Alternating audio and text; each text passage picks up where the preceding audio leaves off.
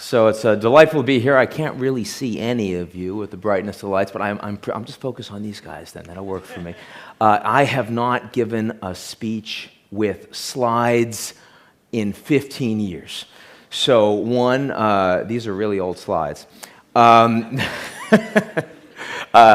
relevantly, we'll see how it goes. The name of my talk is The Rise of the Different: Why the Global Order Doesn't Work and What We Can Do About It. The global order doesn't work.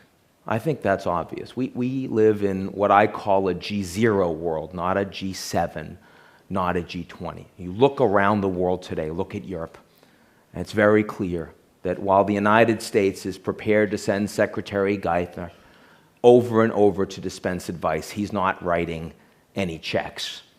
And when French President Sarkozy went to China and said, how about some support, the response from the Chinese was not no, but hell no.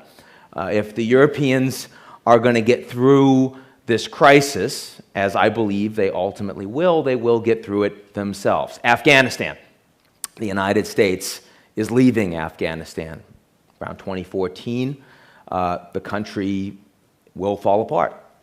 And when I spoke to some Chinese officials recently and I asked them, the Brits have done Afghanistan, the Soviets, the Americans, isn't it your turn? The response was, no, we don't want to get involved. Look at Syria. It's been over 18 months. We have over 30,000 dead. And the likelihood of any resolution from anyone is really not in front of us. If Putin really wanted to make Obama's day, he could say, I've had a change of heart. We have real problems on the ground in Syria. I see the humanitarian devastation. I tell you what I'm going to do. I'm going to change my mind. I will support anything you want to do in the Security Council. So what would you like to do? And then Obama would say, well, I wanted to blame you. But it's very clear that we're not going to see resolution of Syria either. And if you look at global institutions, the Doha round on trade is dead. Climate, we've had now Copenhagen and Durban, right? And Rio plus 20. How many more failed global summits on climate do we need to have before we understand that we stop having global summits on climate? I was at Columbia University with some of my students the other day, and I asked them this question, and one of my students gamely raised his hands, and he said 7, which I thought was a pretty good answer. I mean, 2 or 3 is probably not enough, but by the time you get to 10, it gets a little silly. 7 seems like enough failed additional global climate summits before we should probably stop.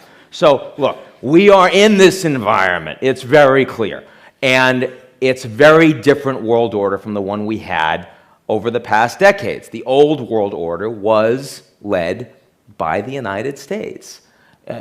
When we came out of World War II, we had Bretton Woods on currency, we had the World Bank, we had the IMF, we had the United Nations. They sound global. The World Bank sounds global. The World Series sounds global, right? There is a Canadian team. It's not global. And this is the point, is that all of these institutions were created by the United States with American allies, American values, American priorities, American capital, and that was the order. You could call it a G7 or a G20, but in reality it was a G1+. That order is gone. What replaces it? Why have we lost it? I think that there are 3 reasons, and I'm going to focus on one in particular today. The first is that the United States doesn't want to do as much as they have historically. I don't know, did any of you see the foreign policy debate of the U.S. presidential candidates a week ago? I apologize. You're never getting those 90 minutes back, right? They're just gone. But of course, what they agreed on was that they didn't want to respond to foreign policy questions. What they agreed on was that they wanted to do nation building at home. The average American is less interested in being the global policeman. They're less interested in being the lender of last resort. They are less interested in leading and directing globalization.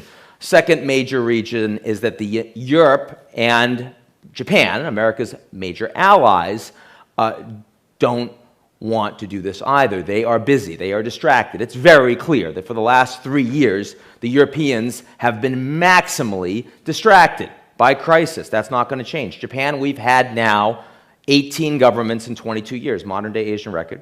It's about to be 19 in 23. They've had the Fukushima crisis. The Japanese aren't going to do it. That's reason number 2. Reason number 3 are all of these new countries. The rise of the rest, or more relevantly, the rise of the different.